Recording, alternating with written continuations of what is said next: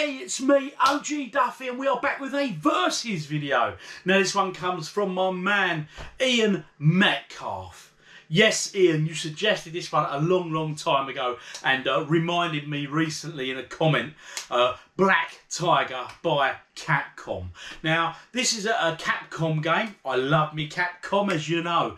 And this was never released on the consoles. It was only ever released on the computers. So we'll be looking at the usual suspects for this. Of course, your Commodore 64, your ZX Spectrum, and your Amstrad CPC.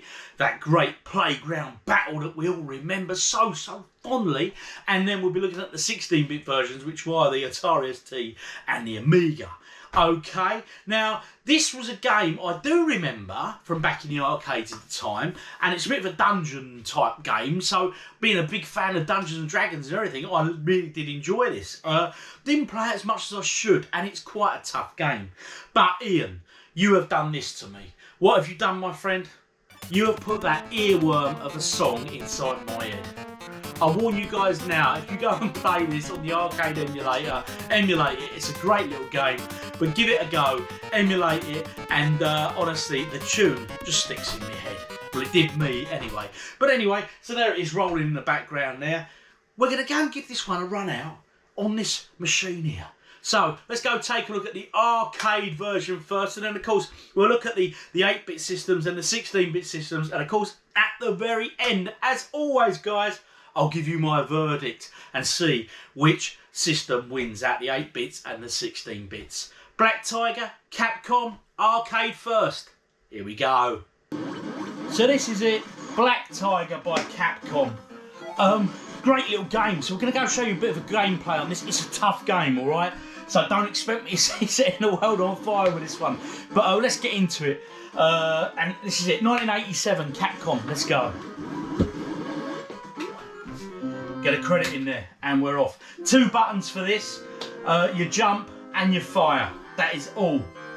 Okay, sort of a platform run and shoot sort of thing, you know, climbing on different platforms and things. But here we go. Some enemies take an awful lot of hits. You collect this money as you go, called Zenny coins or whatever, which is the official Capcom currency. Yeah, Capcom had their own game currency. I think it applied in this and Forgotten Worlds on the arcade, I believe. You find these treasure chests, you get gold, sometimes you get other nonsense in them, which is not so good, like fire and stuff. As you can see, I'm not concentrating because I'm talking, but you get the idea. I've got to keep going. Like, let me focus for a bit. So anyway, you have to go and save some sort of dwarfy-looking characters, I suppose, as you go. But as I keep saying, this is a tough game, honestly. Right, here we go. Let's get me Zenny coins. I would like to at least make the final boss. Not the final boss, the first level boss.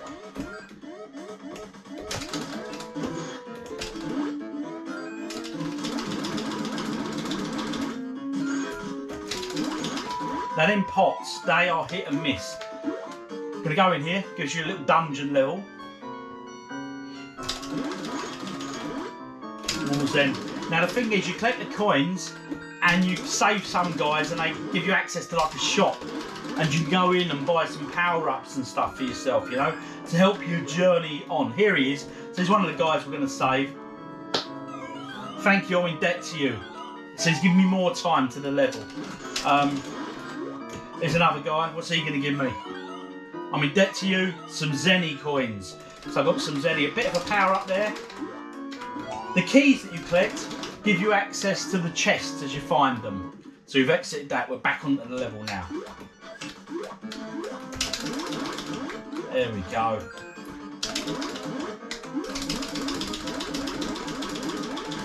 Got him. 50 Zenny to kill him. That weren't bad, you know.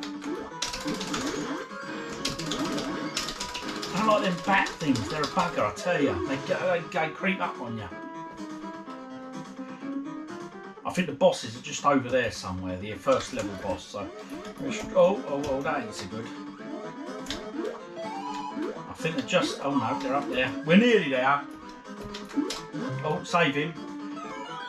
He's in debt to me. Oh, so now we're in that shop. So you can see the Zenny I've got there, 675. You choose an item. I can't afford a lot, so we'll have that. One of them and some of them potiony things. Exit. I'm nearly dead, so hey, you know. But again, this is just to show you the general play. Oh, that was close. Right, now, end of level boss. Here he is. It's here.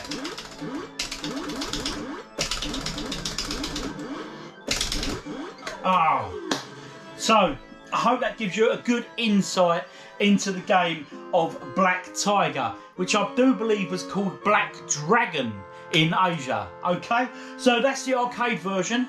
Let's go take a look at the 8-bits first. Let's start off with the Amstrad CPC. First 8-bit system we're looking at here is the Amstrad CPC. Yes, it is the Amstrad version and not the ZX Spectrum.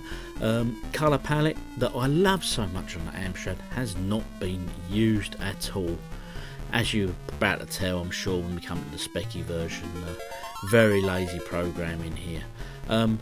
They do play the ditty here, the little tune that is the earworm as I've described it, but I don't know, could have done so much better here on the Amstrad. They really could have done. I know I always talk about that colour palette, but it would have suited this game really, really well. I mean, graphically it's not badly drawn, but as I say, when we get to the Spectrum version you will see yourselves very lazy and just a bit of a direct port really. I mean, what were they thinking? Come on mate, I really got to up your games with this, guys. You know, it's not on, it's not on. Next up, Commodore 64. World of difference here, a lot faster. Graphics and sprites are a lot smaller, but if you remember back to the arcade version, the graphics were quite small as well. You can hear that classic SID chip coming in its own on this one. It is just so recognisable. But this plays really nicely, scrolled nice, graphically weren't too bad. I mean, don't get me wrong, they're the brightest graphics in the world, but that's the Commodore 64 palette for you, you know. But compared to the Amstrad version, yeah, vast improvement really. You knew it was Black Tiger you were playing by Capcom, and it was a nicely done game all in all. Now, I do believe Tiertek's done the Amstrad and the Spectrum version, and I'm not sure who programmed the Commodore 64 version, but I know it wasn't Tiertek, so good job. Spectrum 48K here. As I was saying from the earlier one we looked at, the Amstrad, you can see the similarities completely. If anything though, this one plays slightly faster, only has some basic sound effects, and no music or tune attempted at all. This is what I would have expected from a Spectrum version, to be fair. I found though it was quite a small sort of screen. And the levels were slightly differently designed to that of the arcade as well. But all in all, you know what I mean, the graphics, the way the sprites and that were drawn, didn't look too bad. Obviously you got the problem which we've come to see on many occasions here with the Spectrum only having that one colour, so obviously does affect gameplay slightly, and your character does at times disappear, especially when he's climbing them poles. But that concludes the 8-bits. 16-bits next. Kicking things off here, the Atari ST. Now the ST and the Amiga both look very, very similar, which you'll see shortly. You know, the graphics look okay, but the scrolling on both these versions were just very, it was a bit jitty. It wasn't it was just a bit clunky really, you know. I mean, the frame rate or whatever should have been upped for this. Could have done a far better job of the scrolling, I felt. Not sure who programmed this for these systems, the 16 bits, but if you know, do drop in the comments. I'm sure someone out there knows. You generally know most stuff. But the advertising for this, I mean, if you just took photos of the basic screenshots from the 16-bit versions, where it wasn't scrolling, of course, you know, because it's just an image for advertising, you could have been sold this very, very easily. So that's the ST version. Let's go take a look at the Amiga. So next up, the Amiga here. As you can see, again, so similar to the ST, and graphically I felt it was really well done. You know, you can see it's Black Tiger. It's not too bad really overall, but again, it's just that bit of scrolling. It's just a bit clunky, the scrolling to me, you know. But you expect a little bit more these days, didn't you? Well, them days, should I say. What am I going on about?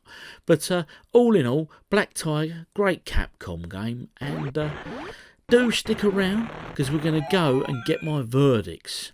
But of course, in my verdicts, I'll reward them separately. One for the 8-bit systems and then one for the 16-bit systems. But you know what? I think it's going to be a tough call with the 16-bit systems. They do look very similar. Now to the verdicts. Before we get to the verdicts, if you don't already do so, hit that subscribe button and the notification bell, ding ding ding, because you'll get notified of everything I upload then. In the comments, let me have your thoughts, whether you agree, whether you would disagree with my verdicts, your memories of this game. Did you play it on the arcade? Did you own it on any of the systems we looked at today?